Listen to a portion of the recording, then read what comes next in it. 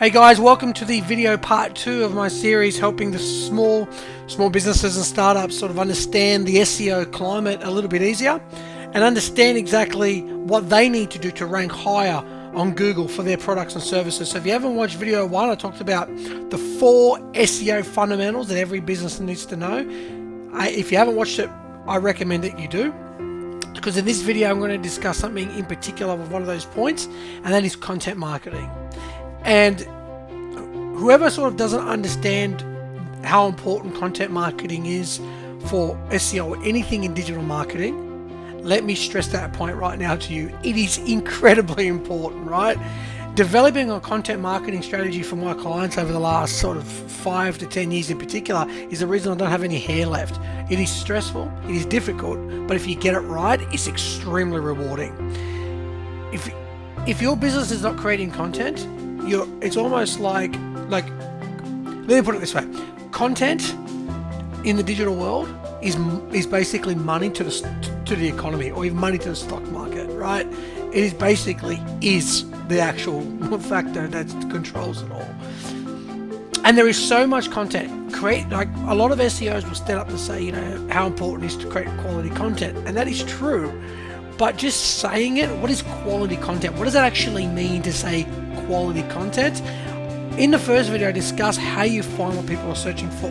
That any sort of small business owner, startup, it doesn't matter. Anyone that doesn't know anything about SEO can go to Google, look at the people also asked section, scroll right down to the bottom of that, have a look at the searches related to all the Google's all the hints around what people are searching for, find something, and then create a piece of content around it and make sure you encapsulate exactly the essence of what people are asking for.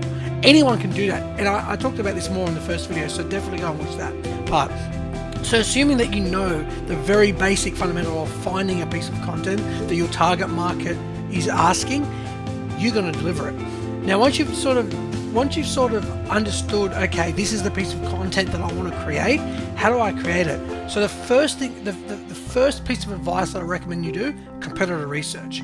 Type that keyword in, or type that article in, or whatever you're going to write. Do it a couple of different variations. See what people are also reacting to. What's already ranking well on Google? What's already number 1? Because I can tell you now, if it's number 1, a lot of people are linking to that piece of content generally, or linking to that website in general. But let's just say if it's ranking really well, from a Google perspective, it's performing pretty well in external factors, right? So people are sharing it on social media, they're linking to it, they're leaving blog comments and things like that. So leaving blog comments are very, very, very, very important. So I highly recommend that you do that. Second thing is, once you've sort of looked at your competitors and actually who and what they're creating, right? Then you start to get a whiteboard and start jotting down what exactly you can do that's better than what they can do. And creating content is not just only text. You can do a video, you can do a podcast, but let's just keep it on SEO specifically in terms of text, because videos are an essential part of SEO. When you create a piece of content, work out what your competitors are doing that's ranking really well. What are people in the industry sort of reacting to, or what do they like to see? And then once you sort of do that, and it's hard work. There's hours in that. I mean, you can spend a lot of time looking at that, depending on the context of, or depending on what you do. There's a lot there for you to do. So once you feel confident, you can write down 5 to 10 points of exactly what's better than the competitor. Then you get to work and start creating it. I can tell you now, the types of content that people like are lists. Here are the top 5 ways to clean a bathroom. Here are the 5 best tips to maintain a garden in winter. Here are 3 amazing recipes to eat at dinner time if you want to lose weight, or whatever the case may be. Here are the top 3, or here are the best ways to, or here are the 5 best ways to, blah blah.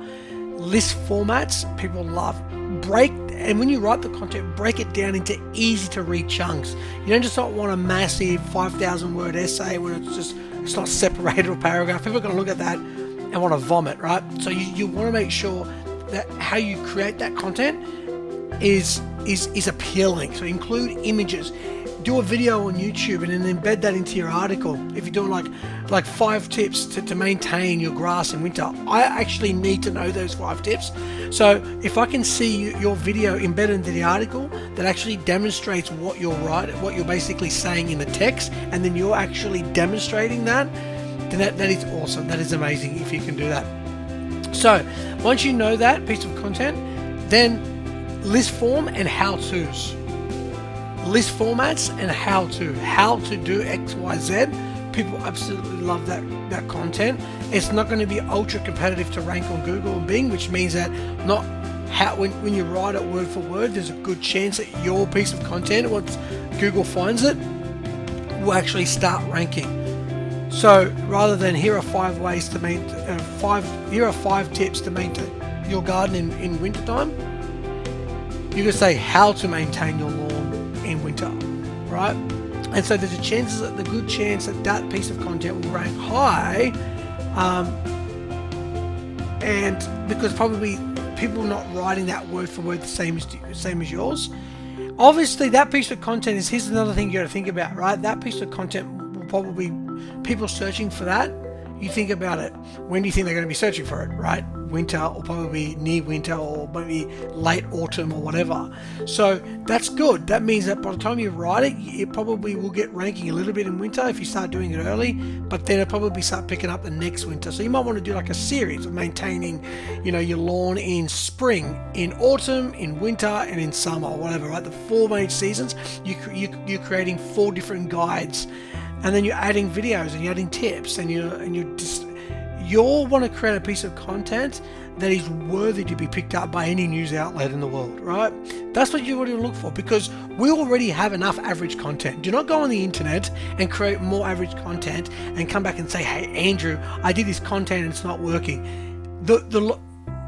As the further down the line we get in our digital world, the more, every day there's just more and more content being uploaded. So standing out now compared to 5 years ago is insurmountably much more difficult, and the next 5 years is going to be even more difficult again. So first things first, knowing what people want to find valuable in your industry. What are they searching for? There is no point creating content on your blog that people aren't actually searching for to get that search engine boost. And if don't waste time with PR content Sarah's 30th birthday and blah, scrap that. What are people searching for? Once you know that, then do the competitor research and work out what depth, what detail do you need to go to create a really awesome piece of content. So 1, the research in what people are searching for, then the research into what's already ranking really well. Thirdly, how can you overcome that and create a better piece of content? All right. And then the 4th, lists formats are really good, and how to, and embedding videos and images into your articles. Encourage people to leave comments. Encourage questions at the bottom of your articles. Encourage engagement on your blog posts, on social media. Always ask for feedback. And then those 4 basic content marketing techniques and strategies are going to at least help you and set you on the right path to creating something really meaningful. And if you've done this, just let me know, hey, I watched your video and this is the piece of content I've written. I mean, that would be hugely rewarding for me and motivating to keep basically giving out advice if people are taking it. So thanks a lot, guys. If you've got any questions about those tips, about those strategies, please leave a comment, ask a question below. Thanks a lot, guys. Have a great day.